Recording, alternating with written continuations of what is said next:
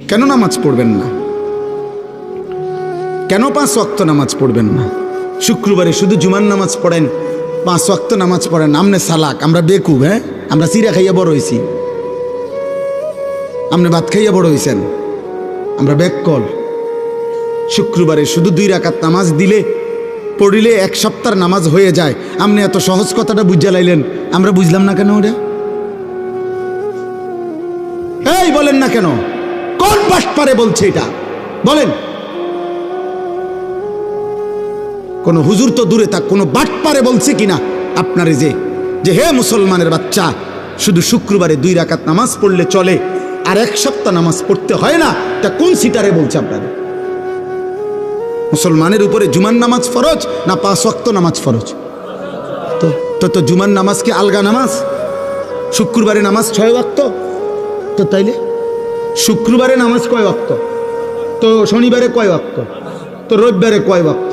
তো তাহলে নামাজ কয় ওয়াক্ত ফরজ? তো আপনি এটা আলগা করলেন কেন? বুঝছে আপনি বুঝেন না? আপনার ছেলে 1 ওয়াক্ত নামাজ পড়ে না, ওই কি করে আপনি বুঝেন না? বেনামাজি ছেলে 24 ঘন্টা মোবাইল দিয়া জোনায়েদ বাগদাদির ওয়াজ শুনে। আপনার ছেলে আল্লাহর কোরআনে 1 রাকাত, একটা রাকাত নামাজ পড়ে না, ওই সারা রাত মোবাইলে আপনার ছেলে আব্দুল কাদের জিলানির ওয়াজ শুনে। আপনি বুঝেন না, আপনি চিরা খান। আপনি সহজ কথা বুঝেন, 100 বার বুঝেন। আমারে আপনি 900 বললে, আপনারে আমি 900 বললে হবে না। আখেরাত, আখেরাত ওইখানে কি বলবেন সেটা ভাব। এই জন্য আল্লাহ নবী সাল্লাল্লাহু আলাইহি সাল্লাম বলেন, মদে যে আসক্ত, জুয়াতে যে আসক্ত, নবীজি বলছে তার 2টা মারাত্মক ক্ষতি। 1 তারাকাস সালাহ, সে নামাজ ছেড়ে দেয়। 2 এটা বলাও কঠিন হাদিস, নবীজি বলছে মাদক আসক্ত, জুয়ায় আসক্ত এই নাফরমান ধীরে ধীরে ওয়াকা আলা আম্মাতিহি ওয়া খালাতিহি, নাউযুবিল্লাহ। আল্লাহর নবী বলেন সে অচিরেই তার আপনজনদের সাথে, চাচি, মামি, ফুফি, খালা, চাচাতো, মামাতো, ফুফাতো, খালাতো বোন, এমন নিকট আত্মীয় মাহরাম, নিকট আত্মীয় নারীদের সাথে জিনা, ব্যভিচার করতে উদ্যত হয়।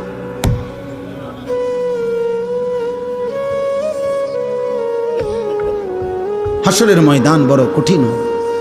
অস্বীকার করিলেই আখেরাত হবে না এমন না, ভুলে গেলেও আখেরাত হবে। হবে কথা বলেন না? হবে আখেরাত, মৃত্যু হবে আমাদের, আখেরাত হবে, বিশ্বাস হয়? এই শেষ কথা। এবার শুধু আমি 5টা আয়াতের তর্জমা বলি, তাইলে আমার কথা শেষ। আমি আমার কথা এতটুকু বললাম, 2 কথা বললাম। 1 নম্বর কথা হলো, একজন বাবা তার পরিবারস্থদের জাহান্নাম থেকে বাঁচাবার জন্য জীবনের সবটুকু কোরবান করা উচিত। দ্বিতীয়ত, একজন সন্তানও তার বাবা, তার মা, তার উপরস্থদেরও জাহান্নাম থেকে বাঁচাবার জন্য জীবনের সর্বোচ্চ চেষ্টা করা উচিত। এটার দলিল দিছি।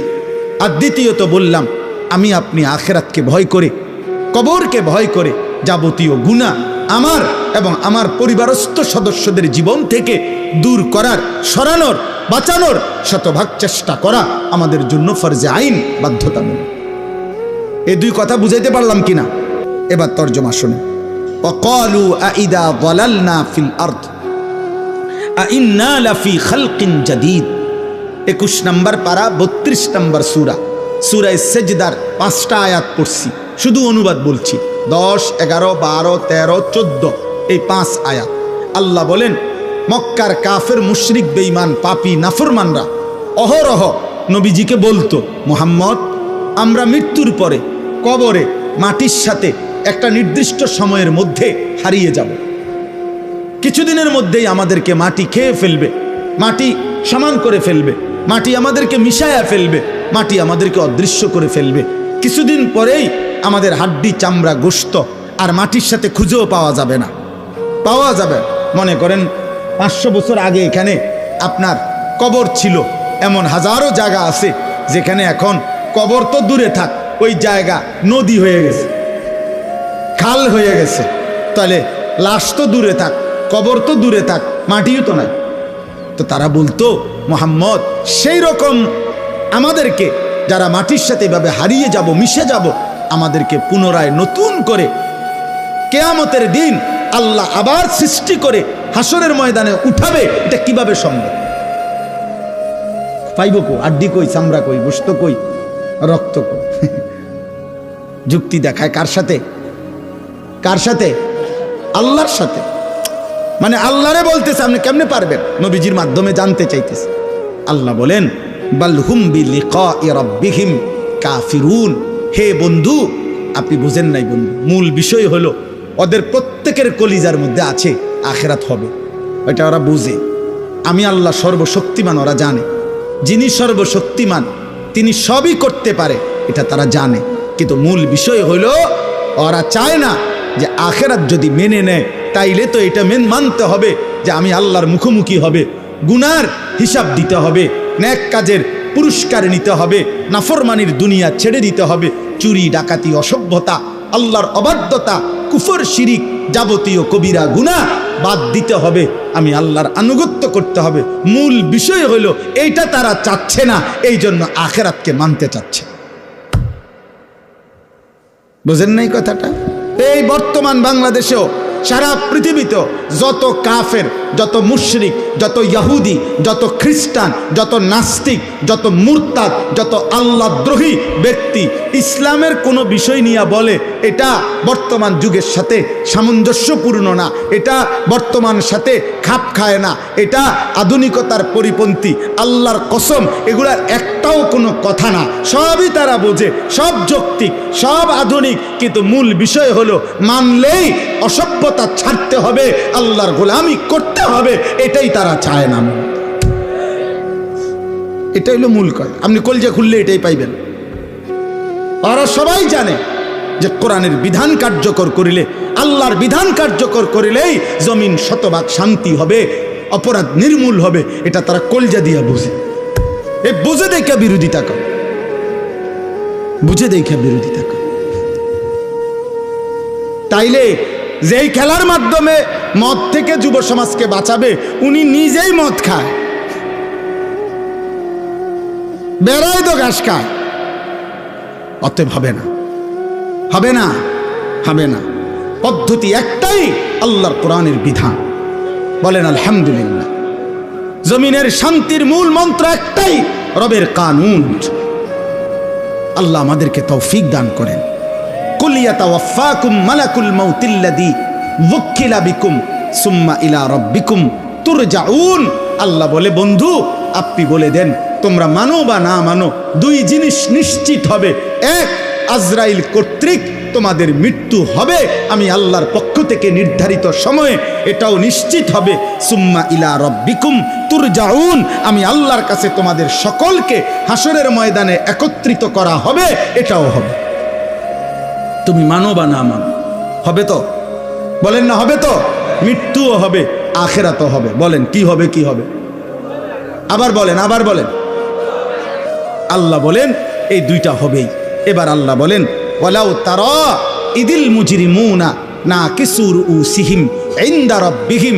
আল্লাহ বলেন হে বন্ধু, সেদিন আখিরাতে আপনি দেখবেন সমস্ত পাপী, নাফরমান, বেঈমান, মুশরিক, মুরতাদ, আল্লাহদ্রোহী, গুনাহগার, পাপী বান্দা আমি আল্লাহর সামনে মাথাটা নুয়ে লজ্জায়, অপমানে, বেইজ্জতিতে মাথা নুয়ে আমার সামনে দাঁড়িয়ে থাকবে। আর কি করবে? রব্বানা আবসারনা ওয়াসসামি'না ফারজি'না না'মাল সালিহান ইন্না মুকিনুন। আলামিন ভাই আসতেছে, আসতে হবে না, আমার আয়াত শেষ, শুধু অনুবাদ কই, আর 2 মিনিট।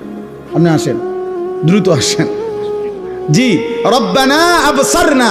দেখেন আল্লাহর কাছে প্রত্যেক নাফরমান বলবে, দোস্ত কথাটা শোনেন, মাথাটা নুয়ে নাফরমান বান্দা আখিরাতে আল্লাহকে বলবে, আল্লাহ আজ আমি হাসরের ময়দানের সব কিছু নিজ চোখে দেখলাম, আমি শুনলাম, আমি বিশ্বাস করলাম। ফারজি'না না'মাল সালিহান। এবার নাফরমানের আলাফটা শোনেন, হে কয় কি? আল্লাহরে বলবে, আল্লাহ আজকে আমি হাসরের ময়দানে এসে সব দেখলাম, সব শুনলাম, সব মানলাম, অতএব এখান থেকে আমাকে এখন দুনিয়ায় আবার ফেরত পাঠান। এবার গেলে একেবারে কথা পিওর কথা, আমি নেকামল করব। সুবহানাল্লাহ। কোন কীর্তেন কির সুবহানাল্লাহ। তারে কই নেবেন না নামনে কয় কিতে কয় কি সুবহানাল্লাহ নি বেড়া হ্যাঁ বুঝেন নাই হিসাবটা আপনার আলাফের ডং দেখছেন নি এখন আমারে পাঠান এখন আমি নিশ্চিত হলাম এখন আমি আমল করব আল্লাহ বলেন ওয়ালাউ শি'না লাআতাইনা কুল্লা নাফসিন হুদাহা এই নাফরমান বান্দা আমি চাইলে দুনিয়াতেই বাধ্য করে জবরদস্তি করে আমি সমস্ত নেক আমল হেদায়েত আমি আমার আনুগত্য নিতে পারতাম পারতো আল্লাহ আমাদের প্রত্যেককে দিয়ে এখানে এখন যারা বসছেন এখানে যেহেতু আসতে পারলেন তা আপনারা সবাই এশার নামাজে আল্লাহ আমগরে চাইলে ঢুকাইতে পারতো না 5 ওয়াক্ত নামাজ বাধ্যতামূলক আমাদেরকে আল্লাহ সেজদা দেওয়াইতে পারতো না মনে করেন সেজদা যে দিতে চায় না তার ঘাড় সাইয়া যদি একটা থাপ্পড় মারে খিসে একটা কিচ্চা মারে যদি বাতিজার ফুৎকিতা এই না ফরমান কেন সেজদা দিবি না মালিক তো এরপরে কি হবে আল্লাহ কোরআনে বলছে মা তারাকা আলা যহরিহা মিন দাব্বা একটা পাপের শাস্তি যদি আমি আল্লাহ দুনিয়ায় কোনো নাফরমানকে পাপের প্রকৃত শাস্তি একবার দিতাম আল্লাহর কসম আল্লাহ বলে কোনো নাফরমান বান্দা আমার জমিনে আর কোনোদিন পিঠ সোজা করে মেরুদণ্ড সোজা করে আর হাঁটতে পারত না কসম খোদার এটা কোরআনের আয়াত আল্লাহ বলে যদি একটা মিথ্যার কারণে আমার ফেরেশতা যদি তোর জীবনে একবার ঘাট সাইয়া মারতো যদি তাহলে বান্দা তুমি আর কোনোদিন মেরুদণ্ড ভাঙ্গে যাইতা আমি শুধু দয়া করে ছেড়ে দিছি বান্দা আল্লাহ বলে আমি চাইলে পারতাম ওয়ালাকিন হাক্কাল কওলু মিন্নী লাআমলা আন্না জাহান্নামা মিনাল জিন্নাতি ওয়ান নাসি আজমাইন আল্লাহ বলেন অতএব আজ আমার চূড়ান্ত সিদ্ধান্ত আজ আমার ফয়সালা আজ আমি হাসরের ময়দানে মাফ করব না বান্দা আজ আমি বিচার করব বিচার আজ আমি বিচার করব আজ আমি তোর মতো নাফরমান মানুষ এবং জিন দিয়ে আমার জাহান্নাম পূর্ণ করব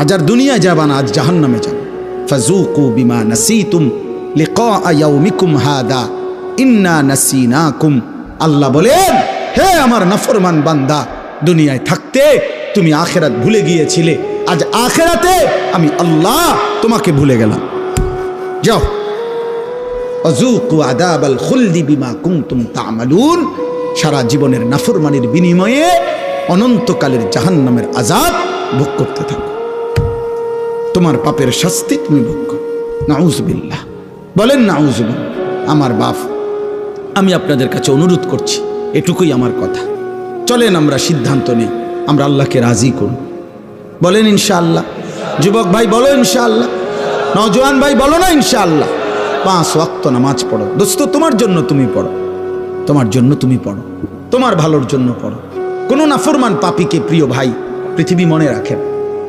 পৃথিবী সম্মানের সাথে উচ্চারণ করেন পৃথিবীতে তার নাম স্মরণীয় হয় না ফেরাউনের নাম পৃথিবীর কেউ কুত্তার নামও রাখে না নমরুদের নাম পৃথিবীতে কেউ কুত্তার নামও রাখে না আবু জাহেলের নাম পৃথিবীতে কেউ কুত্তার নামও রাখে না আবু লাহাবের নাম পৃথিবীতে কেউ কুত্তার নামও রাখে না এজন্য নাফরমান কোনোদিন পৃথিবীতে প্রিয় হয়ে স্মরণ হয় না তার নাম স্মরণীয় হয় না যদি কেউ উচ্চারণ করে তো সে ঘৃণা ভরে করে এজন্য আমরা প্রত্যেকেই আজকের এই মোবারক মাহফিলে নিজেদের আখিরাতের ফিকিরে 5 ওয়াক্ত নামাজ পড়বো ইনশাআল্লাহ ফজরের নামাজ সবাই পড়ার চেষ্টা করব বলেন ইনশাআল্লাহ যাবতীয় মদ জুয়া গান বাদ্য জিনা ব্যভিচার অশ্লীলতা থেকে বাঁচার আমি আপনি সকলেই চেষ্টা করব ইনশাআল্লাহ।